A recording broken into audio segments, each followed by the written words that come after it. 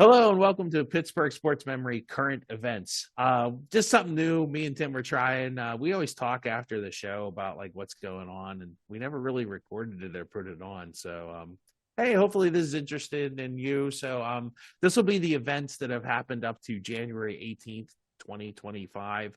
I'm just gonna go back to like probably middle December. So, we record like once a month, so we'll try and keep it monthly, I guess. The biggest happenings from December 17th to January 18th. How about that, Tim? Sound like a plan? There you go. All right. Well, in my best Jerry Seinfeld voice, what's the deal with Mike Tomlin? Why does he keep losing in the playoffs? Who are these people that support him? Seriously, Tomlin has lost again. He hasn't won since 2016 when they beat the Chiefs, of all people, weirdly enough, with Alex Smith, not Patrick Mahomes. I think James Harrison still played on that team He did. because he got a holding on a 2-point conversion that Yes. people Travis Kelce was very upset about. So yeah, people call that sketchy. Yeah. So boo-hoo, Travis. Go cry to your girlfriend. Anyway, I mean, I guess is Tomlin done here, Tim? I don't think so. I don't see. I don't know how this ends, but unless he just decides he's done for some reason, Art is not. I don't know. The influence of Dan has definitely waned and gone away, and Art is running the team. And I'm not. I think at some point you got to force Mike Tomlin out because, and I said that 2 years ago. Yeah, so we can talk about like what will happen and what should happen. I mean, they're not going to fire him. They're just not. So everybody needs to get that out of their heads. That's just not a possible thing that's going to happen. Now, should he be gone? I get the argument. I certainly get the argument. Like the losing, not only losing playoff games, but like getting boat raced by, Buffalo and Kansas City. I get it. They're better teams than us, but like getting boat raced by Cleveland and Baltimore, teams that we're familiar with or that we beat those seasons, and we couldn't even come out and make it a game. That's a problem. The way that the coaching definitely was subpar at the end of this last season on every front. I think the other side of the people need to remember, it's not a good roster. It's not. I mean, it's a decent roster. It's nowhere near like a Buffalo or Detroit or Kansas City. It's just not. And I think the biggest event that changed the course of the franchise was week 2 of the 2019 season against Seattle, where Ben got hurt. I think that changed the course of the entire franchise because he's hurt for that year. He comes back the next year. Then they lose to Cleveland, so he's not going to end his career like that in front of an empty stadium. In the COVID years, he comes back another year. So like literally for the next 3 years, the strategy that the Steelers have is like, let's build around Ben for one final run. And they draft guys like Pat Freiermuth or Najee Harris instead of guys like Creed Humphrey, who could have rebuilt the team. And then even after Ben retires in Colbert, his last draft, he drafts Kenny Pickett because, well, we have to leave the team with a quarterback. It's just a bunch of really bad roster construction planning. The last 3 to 4 drafts, and you highlighted all the problems. They didn't draft Lamar Jackson. They draft Mason Rudolph. I thought Rudolph would be good, and I thought they got a deal on him in the 3rd round. But it's not only who they drafted, it's who they missed on. And maybe they ruined Lamar Jackson. I don't know. This team doesn't seem like, that's another thing that's going on. He kept Canada too long. Like, I thought Canada was a good hire. And then after a year or two, you could see this isn't working out. Yes. You got to get rid of him. And then, like, Arthur Smith, I think, is a decent hire, but he doesn't have Derrick Henry. Derrick Henry plays for Baltimore, not Pittsburgh. And Najee Harris is, like, mediocre. Like, how can Jaylen Warren be as good, if not better, than him? And was Jaylen Warren even drafted, or he was a 2nd-day pick, wasn't he? I think my point is just that like people like just fire Tomlin and that'll magically make the team. No, it won't. I don't think it'll. I think though the flaw it needs something like it's too stale over there. And once again, signing Wilson and like I said, those are desperate moves for a desperate coach. And it's just, I'm surprised it worked as well as it did. And that's another problem. That's another problem because I think Noel and Cower both went through this, and I'll take Cower specifically because I want to say Cower did have years like this. Yes. I feel like this is almost an exact repeat of the late '90s, right? In the late '90s, the Steelers lost their Super Bowl quarterback. I know Neil wasn't as good as Ben, but they lost their Super Bowl quarterback. They kind of were trying to piece back together, like, okay, who's going to be the quarterback? And eventually, then they had a bunch of bad drafts with Donahoe, and then it all fell apart. And they had like 3 seasons in a row where they didn't make the playoffs. And then Donahoe left, and then Colbert came in, and they started slowly rebuilding. Right? We talked about that in that Colbert draft episode. That wasn't just drafting like Troy and Ben; it was drafting guys like Chris Hope and Brett Kiesel and Aaron Smith. Like it was all these like piece guys. And that's hopefully what Omar Khan's doing now, but he's only had 2 drafts to do it. So I feel like the only guy from the Alex Highsmith draft is Alex Highsmith. I know everybody's gone. That's what I mean. It was a bunch of really bad drafts, just like we had in the late '90s. But in the late '90s, we paid for it with like 6 and 10 seasons, and now somehow we're still making the playoffs every year. And I think that fools people into thinking that we're better than we are. We're closer than we are, and we're not. And then people get really mad when we lose in the playoffs to teams that are like Baltimore. The last three playoff runs, Baltimore, Buffalo, and Kansas City are just in a different class than we are. We shouldn't have beaten. Now, should we have made it a better game than we did in all 3 of those? Yes. Like, there's no reason we should have gotten blown out in all 3 of those. But there's no way we're as good as those teams. There's no way we should be in the Super Bowl any of those years with 3 different quarterbacks, right? With Ben at the very end of his career, Mason Rudolph, and Russell Wilson. There's just no way we're going to make the Super Bowl like that. And just like in the late '90s, we weren't going to make the Super Bowl with like Mike Tomczak in his last year or Kent Graham or whatever. Cordell, or even Cordell. But back then, like we weren't in the playoffs because we weren't a good team. We were mediocre, and we're mediocre now. So that it's weird because Tomlin gets more out of his team than he should, but then it kind of hurts perception too.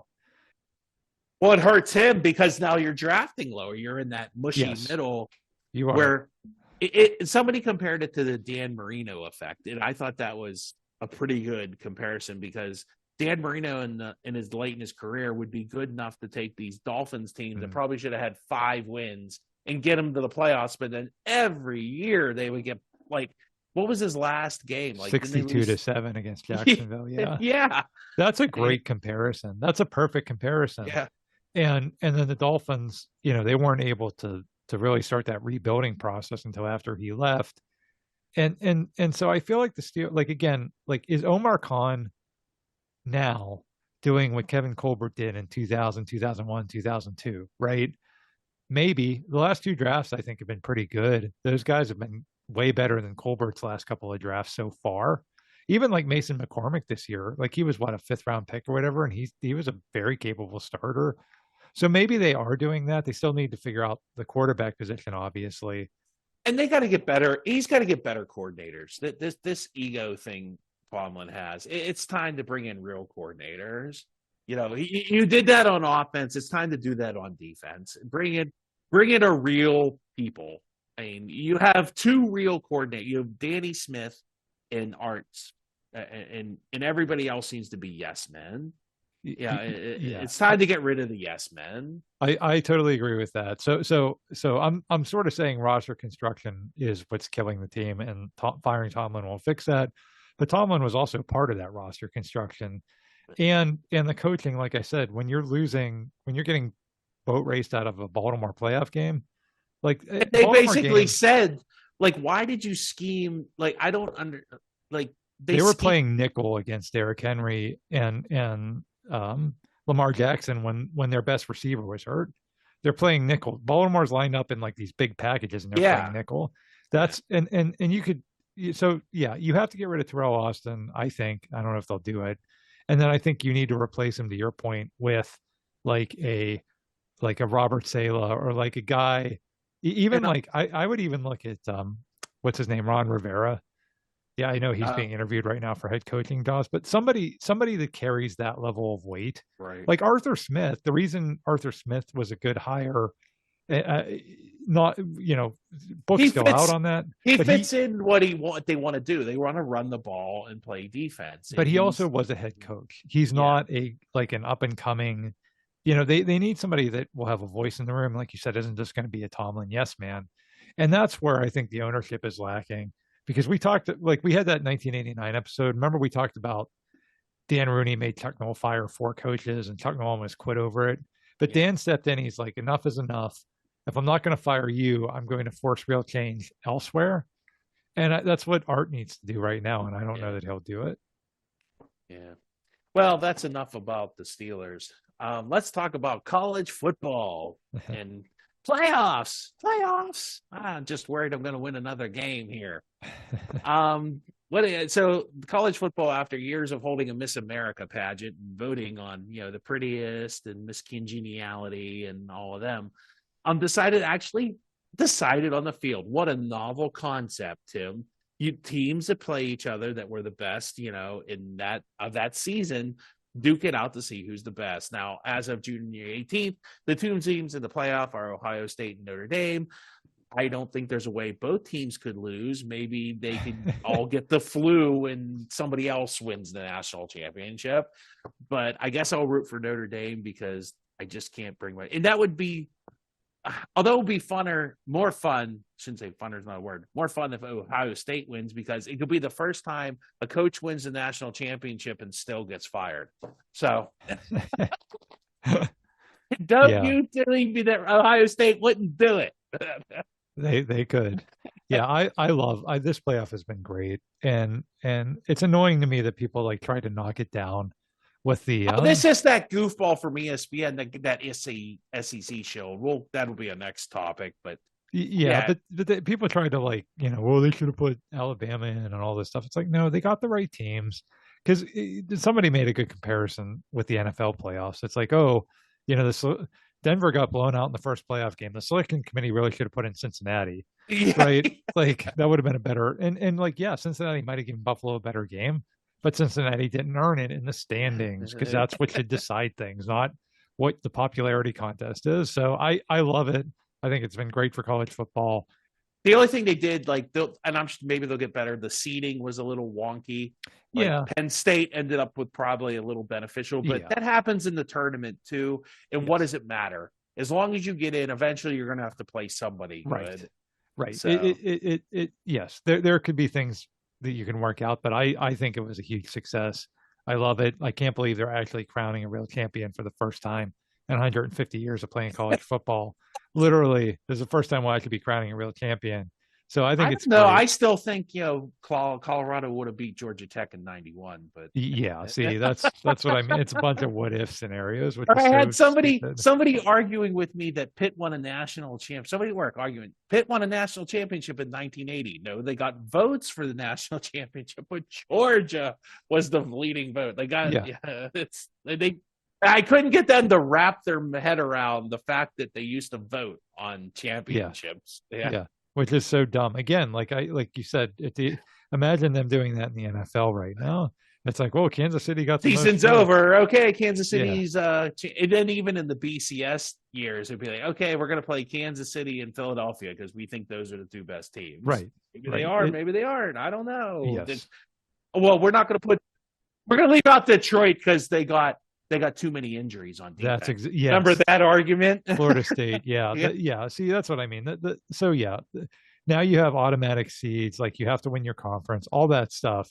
It's great. I think it's great. College football is so close to fixing itself. Yeah, this kind of leads into the next topic. Is the best part of this whole system is it proved what a fraud the SEC is. I'm sorry, just because you paid $1 billion to ESPN doesn't make you the best football conference, and you haven't been the best football conference for a long time, Paul Feinbaum. This is the truth. This is how it always was. All you did was you had a top-heavy conference. You had one or two really good teams, and the rest were pretty mediocre to bad. And so I don't want to hear Lane Kiffin and Ole Miss cry, then leave and join the Big 12, Big 10, ACC, whatever conferences are left. Because I don't think you would have beaten Arizona State. Arizona State acquitted themselves well. They were literally a 4th and 12 away from beating Texas, the SEC school that really isn't an SEC school. Right. So give me a break. And I said college football is so close to fixing itself. The last step would be creating a super league. Like they've talked about this.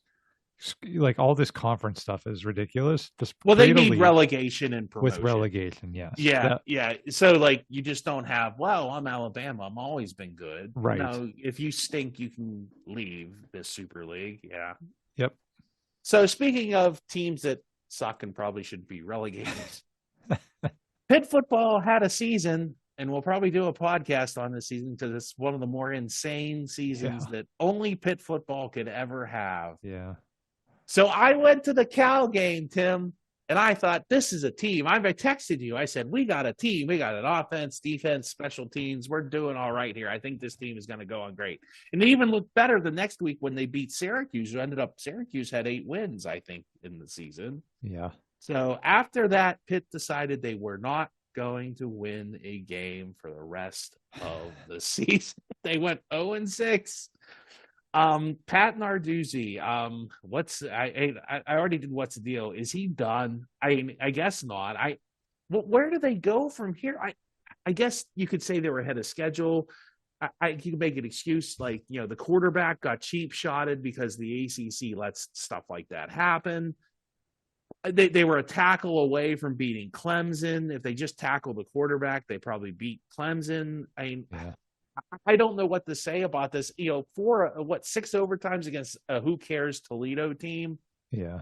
I don't know what to say about this Pitt season except for thank goodness it's over. Maybe if it would have ended in November, we would all have been a lot happier. I don't know. We're in a weird era here in Pittsburgh sports because we literally have 3 sports teams in this town who are like mediocre and 3 coaches who are maddening at times. Tomlin, Sullivan, and Narduzzi. Narduzzi especially, because Narduzzi is not only maddening with his coaching decisions, but he's so pompous and like just. But that's what they need. That's the sad part is that's what Pitt needs. He's not the hero we deserve. He's the hero we need. He is. That's right. And to your point about is he done? No, he's not done. Like they can't fire him because they made this mistake with Wanstead. Like you can't just like we're Pitt. We'll get the best coach out there. They'll wander in the wilderness without him. So like you said, they're kind of stuck. I think the best thing they did was they got rid of the athletic director because she obviously was the key behind losing Addison. And I think that kind of woke him up in the athletic department up that they need to start getting in on this. And they fired Heather Lake. That was their decision. Yeah. They're not going to fire Narduzzi. They're going to fire Heather Lake. To be fair, going back to this season, they're 7-0. They lose at SMU. That wasn't a very close game, but SMU was really, really good. I mean, I know they got like blown out of the playoff, but they were really good. Then the next week they're playing Virginia, and then Holstein got hurt in that game, and that really collapsed everything at that point. I think they were winning at the time when he got hurt. Then they lose that game, and then the next week without Holstein, they, like you said, they almost beat Clemson, but they lose in the final seconds. And then the last 2 games, it was like, well, our quarterback's done. We just lost 3 games in a row. The season's over. I think everybody just had it at that point. So Eli Holstein is a freshman too. Remember that. Yeah. So when you said they're ahead of schedule, I think that's a valid argument as well. I think it'll be interesting to see what they come back and do next year. It was a weird season going 7-0 and then losing 6 in a row. Very similar to the way the Steelers ended their season. It's so funny, Steve. In November, wow, Pitt could actually be Pitt was literally on track for the playoffs for the college football. Even playoffs. If they lost to SMU and beat Clemson, yes. Maybe they're in and Clemson's not. Right. If they would have won the other games, they would have been in the championship game. And then, they could have been in the same boat as Clemson. So in November, they're on the track for the college football playoffs. The Steelers have a shot at the number 1 seed. And here we are in January talking about the monstrous collapse and should we fire everybody? So it's just a weird football season. Well, speaking of things collapsing, Winter Classic, Tim, who played in the Winter Classic this year? The Kraken and the I have no idea. Exactly. That is a problem, is it not? They actually played it on New Year's Eve because the ratings have been declining. The Hmm. highest rated was the Penguins in Capitals in Heinz Field, the one that got delayed. The second highest is still Sidney Crosby in the first one. So it's been diminishing returns. I wonder if the Stadium Series hasn't kind of killed that. Yeah, they should have never done the Stadium Series. They should have just stuck to one outdoor game a year.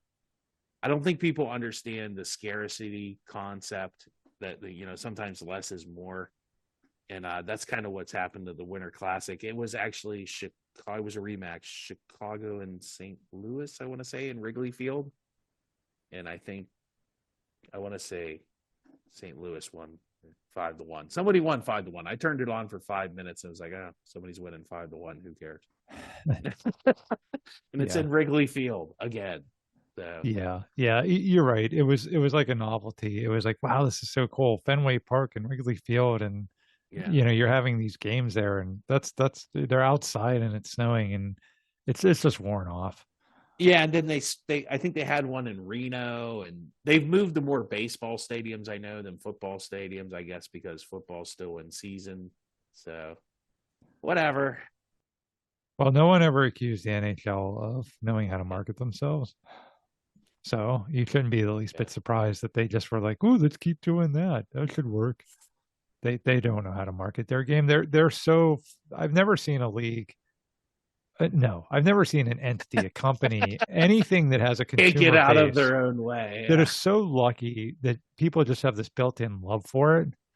Because otherwise, no one would care. No one would watch it, and it would end up like the MISL or something. Yeah. Well, I think that's hurting these leagues too. Is the fracturing of the markets, like how everything's going to like streaming. There's no like way to watch live sports really besides like if you don't have the expensive cable package. I can't watch Penguin games, and I know NBA ratings have been down, so I wonder if that's like the destruction of cable TV is leading to some of these minor sports. Although I did see an article, they said the playoffs were down in ratings. The NFL playoffs, yeah, I saw that too. But the Baltimore Pittsburgh game was still, I think, either the second highest rating on Amazon ever, behind like I guess a Chiefs game where Taylor Swift was there or something. So. Yeah. I think the what you said is true, and the other consequence of that is that there's much more content. Like I remember as a teenager, actually, heck, even as a young adult, I remember just sitting around on a Saturday afternoon flipping through channels, and if the Logitech bowl game was on or whatever, like you'd watch it. Yeah, you just watch it because it was on. It was something to watch. Now you can't find it. You like I think I watched 5 minutes of the Duke's Mayo Bowl because I like Duke's Mayo. Well, I don't even flip through the channels anymore, Steve. I don't even do that. Yeah. Like I have my streaming service is one that. Do you still use YouTube? I use YouTube. I use YouTube TV, but I only put it on to watch, just like I do with Netflix or whatever. Okay. I only put it on to watch something, right? Like, oh, that's on YouTube, right? Like a Steeler game, it's on YouTube. Yeah. But I don't just put it on to flip around. I'm going to put it on to pick something, just like I would any of the other streaming services. So I don't ever do the viewing habits have changed, and that's why every show's a serial now. Like used to be in the 80s, it was like, okay, here's Growing Pains. And then next week on Growing Pains, who cares what happened? Right. You didn't have to watch the last week's. Yeah. Yeah. Now it's like because of streaming and let's keep people watching for long periods of time. The writing on the shows have changed. And now it's like, oh, I want to find out what happened to, Joe's murderer or whatever. So sports are really dependent on fans being a fan of a team. I feel like now more than ever. That might be why the NBA, because the NBA has followed a different model. They've always followed the player model, whereas people are LeBron James fans or Larry Bird fans or Magic Johnson fan or Michael Jordan fan. Not, I'm a Lakers fan. I'm a Spurs fan. I'm a Knicks fan. Yeah. Yeah. Well, think about us here in Pittsburgh. I mean, I was a huge NBA fan in the Michael Jordan era. And I wasn't necessarily a huge Michael Jordan fan, but I watched, you had, like you said, Right. Michael Jordan, Magic Johnson, all those guys. You would watch games to see those players, and you would watch games even though Pittsburgh didn't have a team. And I can't remember I think the last time I watched an NBA game was when Cleveland beat Golden State in the finals. That one was that 2016. That's been a years. Yeah. Yeah. So I mean, I just don't. I don't have anything against the NBA. I mean, good for the NBA. I just don't. Like I said, I don't flip through channels anymore. And back in the day, if I was flipping through the channels and there was a Bulls Pistons game on, I'd probably sit there and watch it because too bad we don't. Something We to watch. need the music. That's That's it. That's the difference. We don't have John Tex anymore. Yeah. Yes. Yeah. Sunday afternoon from the Garden. It's Marv Albert. Yes. Scottie Pippen and Michael Jordan take on who was the John Starks and Charles. I don't know. Well, and that's why the gambling's so important now to these leagues, because you don't have the flipping through channels anymore. But now you will watch the Bulls Pistons game because you're betting on it, right? That's I got a dime riding on the Bulls. And so that's that and the fantasy. That's why the NFL does so well too, because it's easier. It's an easier sport to bet on. It's weekly. To your point too about like oversaturation. Like the NFL is definitely overly saturated, but it's still a weekly game. It's easier to bet on. It's a way. It's the easiest sport to do fantasy on. Yeah. Because my goodness, it's not 80 games yet. Like once again, I know I said less is more somewhere in this podcast. Yes. And once again, I don't think the NBA and the NHL understand less is more. Right. Well, speaking of less is more, we're going to wrap this up. And I hope you enjoyed this little hot take session here. I don't think we had too many hot takes. I don't think we offended too many people. Maybe Paul Feinbaum, but who cares about him? Thanks for tuning in. Check us out. This will be posted on our website, Pittsburgh Sports Memories, and all the usual Spotify, usual places. Give us a like. I'm sure Tim will put some highlights of this up on Facebook too. Check us out, and we'll catch you next time.